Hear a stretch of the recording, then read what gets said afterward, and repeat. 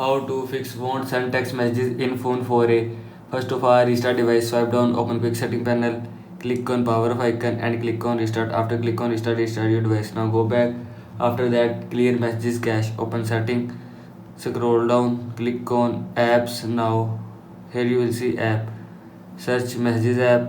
Now click on messages app, scroll down, click on storage at cache and click on clear cache. After click on clear cache, messages will be clear cache from your phone. Now go back.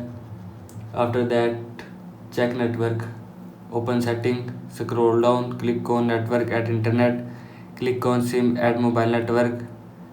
Now check network. After check network, now go back.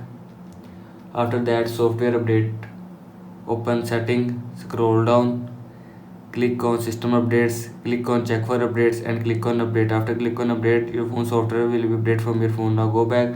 After that, reset network setting, open setting, scroll down, click on system, click on reset option, click on reset mobile network setting and click on reset setting. After click on reset setting, mobile network setting will be reset from your phone. This is how you can fix won't send text messages in phone 4a. I hope so you like this video and thanks for watching this video.